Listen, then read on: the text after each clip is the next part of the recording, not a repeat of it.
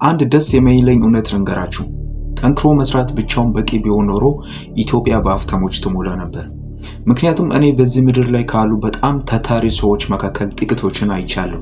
ታክሲ ነጂዎች፣ የቀን ሰራተኞች፣ ገበሬዎች፣ ተማሪዎች። እነዚህ ሰዎች ኦንላይን ላይ ስለ ስኬት ከሚሰብኩት በላይ ቀድሞ ነው የሚነቁት፣ ግን አሁንም ባሉበት ነው ያሉት።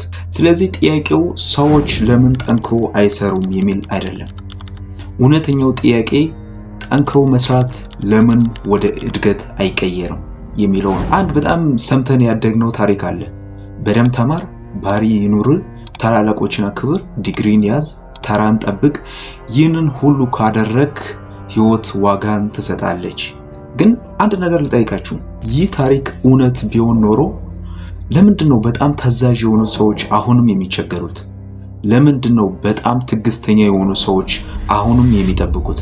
ለምንድነው ጥረት በቆምኩበት ቦታ እንደመሮጥ ወይም እንደ ትሬድሚል የሚሰማ? ተመሳሳይ ላብ፣ ተመሳሳይ ህመም፣ ግን አሁንም በቆምኩበት ቦታ። ማንም በትክክል የማይረዳው እውነት ይሄ ነው። ሲስተሙ ለጥረት እኩል ዋጋ አይሰጥም።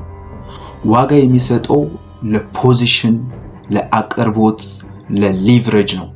ጥረት ገለልተኛ ወይም ኒውትራል ነው። ሲስተም ግን አይደለም።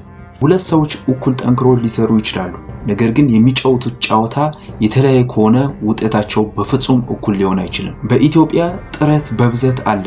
የታጣው ግን አክሰስ ቱ ኢንፎርሜሽን፣ አክሰስ ቱ ኔትወርክ እና ሊያድጉ የሚችሉ እድሎችን አለማግኘት፣ ጥረትን የሚያበዙ ሲስተም አለመኖራችን ነው።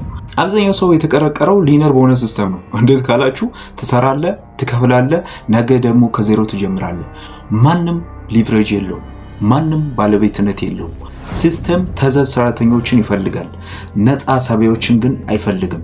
ስለዚህ አንተን የሚያሰለጥን ሰዓት እንድታከብር፣ አክባሪ እንድትሆን፣ ዝምተኛ እንድትሆን፣ ትዕግስተኛ እንድትሆን፣ እነዚህ ባህሪያቶች ሲስተሙ እንዲቀጥል ይረዳል።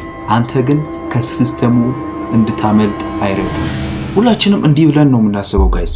ጎበዙ ወደ ላይ ይወጣል፣ ጥረት ውጤትን ይወስናል ብለን ነው የምናስበው። ግን በጥንቃቄ ተመልከቱ ጋይስ።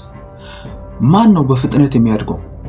በጣም ጠንክሮ የሚሰራው ነው ወይስ የጨዋታውን ህግ አስቀድሞ የተረዳው ነው? አብዛኞቹ የስኬት ታሪኮች ስለ ጥረት አይደሉም ጋይስ፣ ስለተነሱበት ቦታና ስላዩት ነገር ወይም ኤክስፖዠር ነው። አንዳንድ ሰዎች ሲያድጉ የሚያዩት የኢንተርኔት ቢዝነሶች፣ የዓለም አቀፍ ገበያዎች፣ ዲጂታል ክህሎቶች፣ ሊቨሬጅ ሞዴልስ እና ሌሎች ደግሞ ሲያድጉ የሚያዩት ሰርቫይቫልነት፣ ታዛዥነት ወይም መጠበቅን ነው። ሁለቱም ጠንክሮ ሊሰሩ ይችላሉ፣ ግን አንዱ መንገድ ብቻ ነው ውጤትን የሚያበዛው። ይህ ፌር አይደለም። ይህ የሲስተሙ ዲዛይን ወይም የሲስተሙ ንድፍ እቅዳቸው ነው። እንደዚህ አስቡት። ጥረት ነዳጅ ነው፣ ሲስተም ደግሞ ሞተር ነው። አብዛኛው ሰው ነዳጁን ያቀጠለ ያለው በሌላ ሰው ሞተር ውስጥ ነው። ስለዚህ አንተ ትደክማለህ፣ ሌላኛው ሰው ግን ወደፊት ይገሰግሳል። ሲስተም ጥራትን ያሞግሳል፣ ትርፍን ግን ይነጥቃል። ከዛም መልሶ ይበልጥ ጠንክረህ ስራ ይላል። ይህ መበርተቻ አይደለም። ይህ በመልካምነት ስም የተሸፈነ ብዝበዛ ነው። እናንተ ተበዳይ ናችሁ ያልኩ አይደለም። ያልኩ ያለውት እውነተኛውን ህግ አልተማርክም ነው። እነዚህ ሁለት ነገሮች መካከል ልዩነት አለ። አንድ የጫወታውን በግልጽ ካየው በአንተ ቁጥጥር ስር ባልነበሩ ውጤቶች ራስን ማውቀስ ታቆማለህ። ለአንተ እንድታሸንፍ ተብሎ ባልተዘጋጀ ጨዋታ ላይ አመታትን ማከን ታቆማለህ።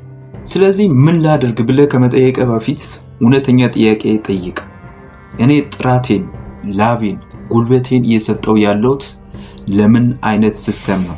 ምክንያቱም ያለ ሊቨሬጅ የሚደረግ ጥረት መስዋዕትነት ብቻ ነው። ያለ ባለቤትነት፣ ያለ አውነርሺፕ የሚደረግ መስዋዕትነት ደግሞ ሰዎች ታታሪ ተብሎ እየተደነቁ በደህንነት የሚቀሩበት መንገድ ነው። ስለዚህ ነገር አስቡበት።